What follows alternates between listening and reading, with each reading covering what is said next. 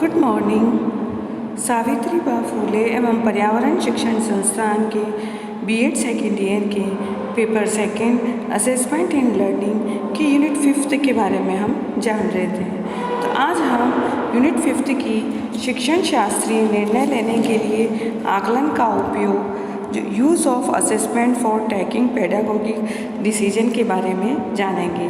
तो इसमें हम सबसे पहले इसके बारे में थोड़ी जानकारी प्राप्त करेंगे कि आकलन के विविध रूपों पर विचार किया जाए तो ये स्पष्ट होता है कि आकलन शिक्षण शास्त्रीय निर्णय की प्रक्रिया का प्रमुख आधार होता है। भले ही यह निर्णय शिक्षक, छात्र, प्रधानाध्यापक एवं किसी अन्य संस्था द्वारा लिया गया हो, क्योंकि अधिगम का आकलन, अधिगम के लिए आकलन तथा आकलन अधिगम प्रक्रिया के रूप में संबंधी सभी अवधारणाएं किसी न किसी रूप में शिक्षण शास्त्रीय पक्षों को प्रत्यक्ष एवं अप्रत्यक्ष रूप से प्रभावित करती है।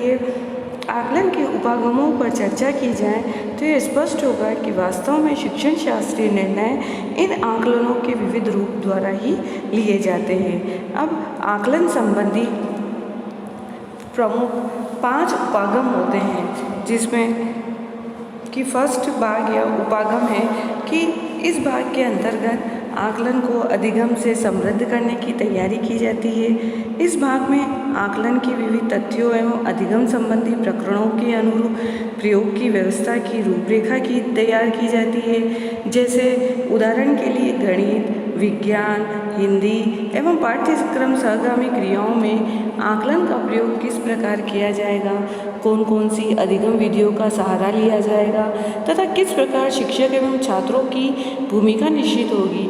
इस प्रकार प्रारंभिक रूपरेखा तैयार की जाती है। अब हमारा द्वितीय भाग या उपागम, सेकेंड मॉड्यूल, द्वितीय भाग या उपागम के अंतर्गत अधिगम के लिए आकलन की व्यवस्था की जाती है कि अधिगम व्यवस्था में शिक्षक एवं छात्र दोनों की भूमिकाओं का वर्णन किया जाता है तथा अधिगम गतिविधियों से संबंधित सूचनाओं का एकत्रीकरण तथा अधिगम गतिविधियों में आवश्यक परिवर्तन की व्यवस्था संपन्न की जाती है। अब हमारा थर्ड भाग है कि तृतीय भाग या उपागम, थर्ड मॉड्यूल, थर्ड भाग के अंतर्गत अधिगम के आकलन की व्यवस्था की जाती है। इसमें विविध अधिगम गतिविधियों द्वारा जो भी प्रकरण या इकाई अध्ययन की जा रही है, जिसका छात्रों ने अधिगम किया है, उसका आकलन किया जाता है। आकलन में की प्रक्रिया में छात्रों को अंक या ग्रेड प्रदान किए जाते हैं, जिससे छात्रों की अधिगम स्थिति के बारे में ज्ञान प्राप्त हो जाता है। यह आकलन एक प्रकार का प्रगति पत्र प्रस्तुत करता है।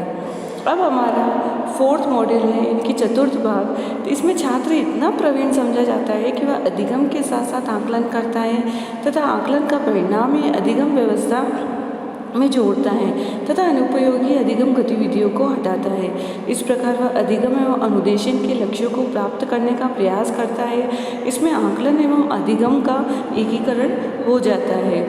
अब हमारा पंचम उपागम यानी कि 5th मॉड्यूल में है कि इस भाग में सभी प्रकार के शिक्षण शास्त्रीय निर्णय लिए जाते हैं जो कि स्थायी रूप से स्वीकार किए जाते हैं। ये निर्णय सामान्य रूप से शिक्षण शास्त्रीय व्यवस्था में प्रामाणिक माने जाते हैं। शिक्षण शास्त्रीय व्यवस्था की निर्णयन प्रक्रिया के अधिगम में आकलन, अधिगम के लिए आकलन तथा आकलन अधिगम के रूप में संबंधित तथ्यों को हम निम्न तथ्यों के रूप में भी स्पष्ट करते हैं। इसमें फर्स्ट है शिक्षण शास्त्रीय ज्ञान संबंधी निर्णय एवं आकलन, pedagogic knowledge related decision taking and assessment.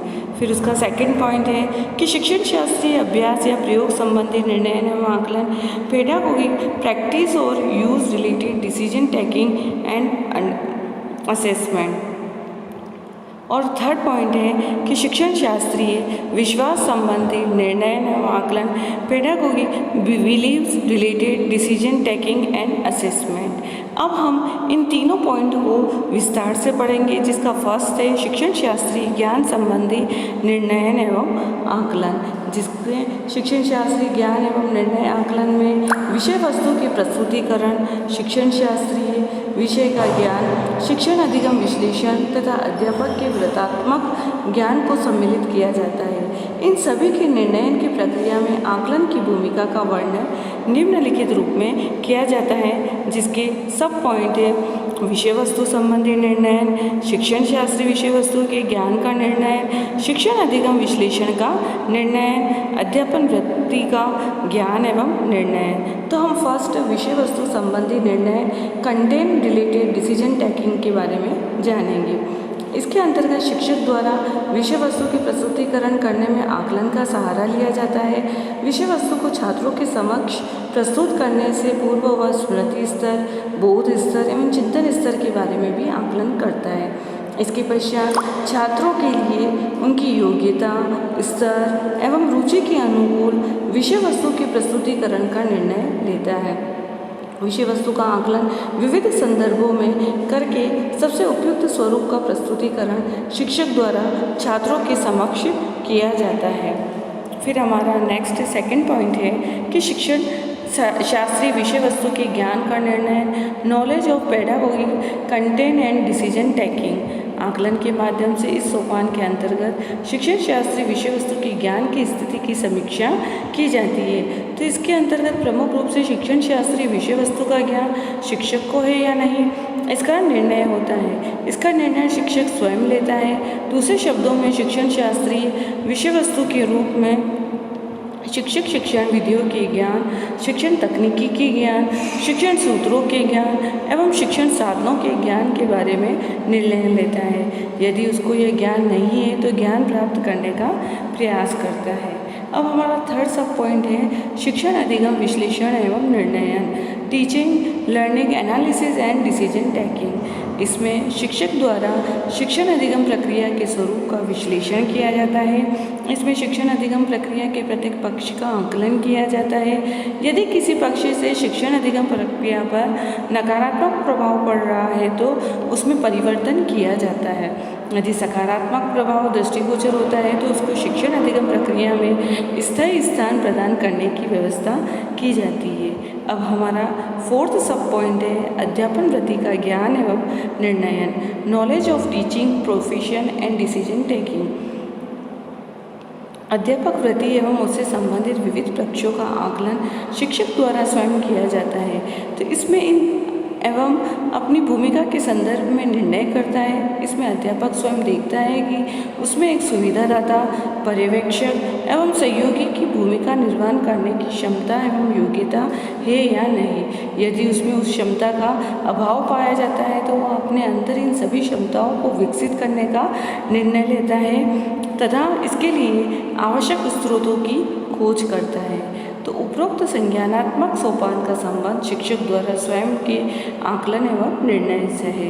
तो इस तरीके से इसमें शिक्षक द्वारा विविध स्रोतों की सहायता से शिक्षण शास्त्री ज्ञान को पूर्ण किया जाता है तथा अपने आप को शिक्षण शास्त्री व्यवस्था में इसकी सर्वश्रेष्ठ भूमिका के योग्य बनाया जाता है। अब हमारा सेकंड पॉइंट है कि शिक्षण शास्त्री अभ्यास या प्रयोग संबंधी निर्णयन एवं आकलन, पेडागोगी, प्रैक्टिस और use related decision taking and assessment. इसमें यह एक मनोक्रियात्मक पक्ष है। तो इसमें शिक्षक द्वारा छात्र एवं स्वयं के आकलन के पश्चात शिक्षण अधिगम परिस्थितियों का आकलन किया जाता है। शिक्षण अधिगम प्रक्रिया के समस्त पक्षों का आकलन करके सभी पक्षों को उपयोग बनाने का प्रयास किया जाता है।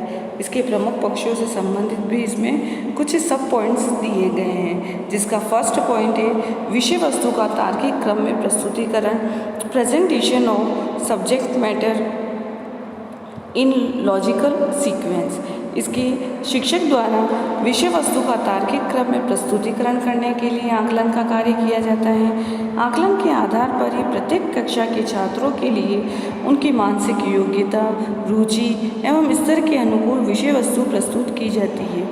यदि विषय वस्तु के निर्माण या प्रस्तुतिकरण से पहले उसका आकलन नहीं किया जाए तो विषय वस्तु छात्रों की रुचि एवं योग्यता के अनुकूल नहीं होगी, जिससे छात्रों का अधिगम स्तर भी उच्च नहीं होगा। अब हमारा सेकंड सब पॉइंट है शिक्षण विधियों का आकलन, असेसमेंट ऑफ टीचिंग मेथड। शिक्षण विधियों शिक्षा शास्त्रीय व्यवस्था का अंग माना जाता है कि जब एक शिक्षक द्वारा छात्रों के लिए शिक्षण विधि का निर्णय लेंगे तो उससे पहले वह उस विधि का आकलन करता है। यदि वह विधि छात्रों के मानसिक स्तर एवं योग्यता के अनुकूल है तथा उसमें छात्रों के अधिगम स्तर में वृद्धि होती है तो उसका प्रयोग किया जाएगा, अन्यथा किसी दूसरी विधि के प्रयोग से आकलन करके निर्णय लिया जाएगा। अब हमारा थर्ड सब पॉइंट है शिक्षण सूत्रों का आकलन, असेसमेंट ऑफ टीचिंग मैक्सिम्स। शिक्षण सूत्रों का आकलन करने के प्रयोग किया जाना एक मेमोरी का कार्य माना जाता है, यानी कि बुद्धिमत्तापूर्ण माना जाता है, जैसे सरल से कठिन की ओर, ज्ञात से अज्ञात की ओर। शिक्षण सूत्रों का प्रयोग तो वर्तमान समय में बड़ा ब्रॉड यानी कि व्यापक रूप में किया जाता है। इसकी ऐतिहासिक पृष्ठभूमि पर अगर हम विचार करें तो यही सिद्ध होगा कि सभी शिक्षण सूत्रों के आकलन के पश्चात ये सिद्ध हो चुका है कि ये सभी शिक्षण सूत्र मनोवैज्ञानिक है तथा इनके माध्यम से शिक्षण अधिगम प्रक्रिया प्रभावी रूप से संपन्न होती है तथा छात्रों का अधिगम स्तर उच्च होता है। अब हमारा फोर्थ सब पॉइंट है शिक्षण सिद्धांतों का आकलन, असेसमेंट ऑफ टीचिंग प्रिंसिपल्स। शिक्षण अधिगम प्रक्रिया में छात्र शारीरिक एवं मानसिक रूप से क्रियाशील रहे तथा करके सीखने का प्रयास करे। शिक्षक का यही प्रयास रहता है और क्रियाशीलता एवं करके सीखने के सिद्धांत का आकलन हम पहले ही कर चुके हैं कि इससे छात्रों द्वारा जो भी अधिगम किया जाता है वह स्थायी रूप से होता है तथा शिक्षण अधिगम प्रक्रिया में छात्रों की पूर्ण रुचि एवं सहभागिता बनी रहती है। तो इस प्रकार प्रत्येक शिक्षण शास्त्र का सिद्धांत का प्रयोग आकलन के पश्चात ही होता है। अब हमारा फिफ्थ सब पॉइंट है शिक्षण युक्तियों का आकलन, असेसमेंट ऑफ टीचिंग टेक्निक्स। प्रत्येक शिक्षण तकनीकी के प्रयोग से पूर्व उसके व्यापक प्रभाव और उपयोगिता का आकलन किया जाता है। उदाहरण के लिए वर्तमान में प्रश्न तकनीक का प्रयोग व्यापक रूप से किया जा सकता है क्योंकि आकलन के पश्चात ये पाया गया कि इस तकनीक के प्रयोग से शिक्षक एवं छात्र एक दूसरे के भावों एवं विचारों को सरलता से समझ सकते हैं तथा एक दूसरे के अधिक समीप होते हैं। इससे शिक्षण अधिगम प्रक्रिया भी पूर्ण प्रभावशीलता के साथ संपन्न होती है। अब हमारा सिक्स्थ सब पॉइंट है शिक्षण अधिगम सामग्री का आकलन, assessment of teaching learning materials. शिक्षण अधिगम सामग्री का आकलन करने के पश्चात ही यह निर्णय लिया जाता है कि किस प्रकरण में कौन सी अधिगम सामग्री का प्रयोग करना चाहिए। इसके प्रयोग से पूर्व आकलन करके यह ज्ञात किया जाता है कि शिक्षक में प्रभावपूर्ण एवं कम व्यय पर शिक्षण अधिगम सामग्री का निर्माण करने की योग्यता है या नहीं। इस प्रकार प्रभावी रूप में शिक्षण अधिगम सामग्री के प्रयोग से पूर्व अनेक प्रकार के तथ्यों का आकलन किया जाता है। इससे शिक्षण अधिगम सामग्री का प्रभावपूर्ण उपयोग हो सके। हमारा सेवेंथ सब पॉइंट है कि शिक्षण कौशलों का आकलन, असेसमेंट ऑफ टीचिंग स्किल्स। शिक्षक द्वारा विविध प्रकार के शिक्षण कौशलों का उपयोग शिक्षण अधिगम प्रक्रिया में किया जाता है। तो इन कौशलों के प्रयोग से पूर्व शिक्षक का आकलन भी लिया जाता है कि वह किस स्तर पर उसको कौन कौन से शिक्षण कौशल का प्रयोग करना है, जैसे व्याख्या कौशल, पुनर्वर्णन कौशल, दृष्टांत कौशल, शामपट लेखन कौशल एवं प्रश्न कौशल आदि सभी कौशलों के प्रयोग से पूर्व आकलन की प्रक्रिया संपन्न की जाती है। अब हमारा एट्थ सब पॉइंट जो कि लास्ट है कि संप्रेषण प्रक्रिया का आकलन, असेसमेंट ऑफ कम्युनिकेशंस प्रोसेस। संप्रेषण प्रक्रिया को भी आकलन के बाद ही उपयोगी माना जाता है। तो उदाहरण के लिए जैसे कक्ष में हिंदी विषय के छात्रों एवं शिक्षण की संप्रेषण प्रक्रिया प्रभावी नहीं मानी जाती, जिससे हिंदी में छात्रों का परिणाम अच्छा नहीं रहता, जबकि गणित विषय के छात्रों की संप्रेषण प्रक्रिया प्रभावी मानी जाती है क्योंकि गणित शिक्षक द्वारा समय समय पर संप्रेषण प्रक्रिया का आकलन किया जाता है। इससे यह सिद्ध होता है कि संप्रेषण प्रक्रिया को उपयोगी रूप प्रदान करने के लिए आकलन अनिवार्य होता है। इस प्रकार ये स्पष्ट हो जाता है कि शिक्षण शास्त्रीय व्यवस्था के मनोक्रियात्मक पक्ष के सभी तथ्यों को समझने एवं उनके प्रभावी प्रयोग को संपन्न करने में आकलन का प्रयोग किया जाता है। आकलन का प्रयोग नहीं किया जाएगा तब तक किसी भी तथ्य से अपेक्षित परिणाम प्राप्त नहीं होंगे। अतः अंतिम एवं प्रभावी निर्णय के लिए आकलन अति आवश्यक है। अब हमारा थर्ड पॉइंट है शिक्षण शास्त्रीय विश्वास संबंधी निर्णय एवं आकलन, pedagogic beliefs related decision taking and assessment. कि शिक्षण शास्त्रीय विश्वासों का संबंध मनोभावात्मक पक्षों से संबंधित होता है। तो इसमें शिक्षण शास्त्रीय व्यवस्था की भावात्मक पक्ष का विश्लेषण किया जाता है और इस प्रक्रिया में भी आकलन की आवश्यकता होती है, क्योंकि सभी निर्णय आकलन के आधार पर ही लिए जाते हैं। तो इसमें शिक्षण शास्त्रीय व्यवस्था के भावात्मक पक्ष में आकलन संबंधी प्रयोग के आधार पर निर्णय की प्रक्रिया को भी हम सब पॉइंट के आधार पर देखेंगे, जिसका फर्स्ट सब पॉइंट है शिक्षण अधिगम प्रक्रिया में संलग्नता का आकलन, assessment of involvement in teaching learning process. शिक्षण अधिगम प्रक्रिया की प्रभावशीलता के लिए आवश्यक माना जाता है कि शिक्षक एवं छात्र की शिक्षण अधिगम प्रक्रिया में संलग्नता होनी चाहिए। शिक्षक एवं छात्र दोनों को ही संलग्नता का आकलन शिक्षक द्वारा स्वयं अपनी योग्यता के आधार पर किया जाता है। उदाहरण के तौर पर देखेंगे तो छात्रों का अधिगम स्तर उच्च है तथा छात्रों द्वारा अपनी सहभागिता का प्रदर्शन किया जा रहा है, तो यह माना जाता है कि शिक्षक एवं छात्र दोनों ही शिक्षण अधिगम प्रक्रिया में संलग्न हैं। यदि ऐसा नहीं होता है तो यह माना जाता है कि शिक्षण अधिगम प्रक्रिया में छात्र एवं शिक्षक दोनों की संलग्नता में वृद्धि हेतु कुछ उपाय किए जाएं। अब सेकंड सब पॉइंट है कि शिक्षण में संलग्नता एवं आकलन involvement in teaching and assessment में कि शिक्षण में संलग्नता का संबंध शिक्षक से होता है। यदि शिक्षक अपने शिक्षण कार्य में पूर्ण रूप से संलग्न नहीं होगा तो छात्रों का अधिगम स्तर निम्न स्थिति में होगा। इस कार्य को आकलन के माध्यम से ही ज्ञात किया जा सकता है। यदि शिक्षक शिक्षण कार्य में पूर्ण संलग्नता का प्रदर्शन करेगा तो छात्रों का अधिगम स्तर उच्च एवं स्थायी होगा। इस प्रक्रिया में भी आकलन के प्रयोग की आवश्यकता होती है। इस प्रकार शिक्षक संलग्नता के संदर्भ में निर्णय आकलन द्वारा ही किया जा सकता है। अब हमारा थर्ड सब पॉइंट है शिक्षण व्यवसाय के प्रति समर्पण एवं आकलन, devotion into teaching professions and assessment. शिक्षण व्यवसाय के प्रति भी समर्पण की स्थिति का आकलन शिक्षक द्वारा स्वयं या उसके कार्य व्यवहार से किया जाता है। उदाहरण के लिए देखेंगे तो एक शिक्षक कक्षा में शिक्षण करने के पश्चात आकलन करता है तो कुछ छात्रों का अधिगम स्तर न्यून रहता है, क्योंकि वे सभी छात्र सामान्य से कम बौद्धिक स्तर के रखते हैं, तो वह उन छात्रों के लिए विद्यालय समय से अतिरिक्त समय निकाल कर उनको शिक्षित करता है तथा उन छात्रों के सामान्य अधिगम स्तर लाने का प्रयास करता है जो कि सामान्य है। उसका यह कार्य व्यवहार शिक्षण व्यवसाय के प्रति समर्पण को प्रकट करता है। इस संपूर्ण प्रक्रिया में आकलन की महत्वपूर्ण भूमिका होती है। अब हमारा फोर्थ सब पॉइंट है शिक्षण व्यवसाय के प्रति वचनबद्धता एवं आकलन, commitment to teaching profession and assessment. शिक्षण व्यवसाय के प्रति वचनबद्धता की स्थिति के संबंधी निर्णय आकलन के द्वारा ही लिए जाते हैं। तो उदाहरण के लिए एक शिक्षक द्वारा प्रकरण का शिक्षण करने से पूर्व उद्देश्यों का निर्धारण किया जाता है तथा यह निश्चित किया जाता है कि इस प्रकरण के माध्यम से वह छात्रों के व्यवहार में परिवर्तन कर देगा। एक योग्य एवं कुशल शिक्षक द्वारा जब शिक्षण कार्य संपन्न किया जाता है तब आकलन के माध्यम से यह ज्ञात किया जाता है कि शिक्षक अपनी वचनबद्धता में किस स्तर तक सफल हो सका है। अब हमारा फिफ्थ सब पॉइंट है कि शिक्षण की जवाबदेही एवं आकलन, accountability of teaching and assessment. शिक्षण के प्रति जवाबदेही संबंधी निर्णय भी आकलन के आधार पर ही लिए जाते हैं। उदाहरण के लिए एक शिक्षक कक्षा में शिक्षण करता है तो उसकी जवाब यही बनती है कि उसके द्वारा सभी छात्रों को उनकी रुचि, योग्यता एवं स्तर के अनुकूल शिक्षण अधिगम प्रक्रिया उपलब्ध कराएं।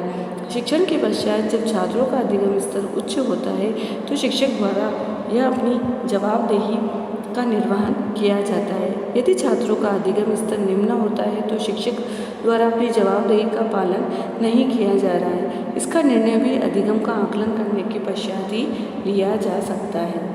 अब हमारा सिक्स्थ सब पॉइंट है कि शिक्षण के प्रति सकारात्मक अभिव्यक्ति का आकलन, positive attitude to teaching and assessment. शिक्षण के प्रति सकारात्मक अभिव्यक्ति का आकलन करके ही शिक्षक के बारे में निर्णय लिया जा सकता है कि उसका शिक्षण कार्य कितना प्रभावी सिद्ध होगा।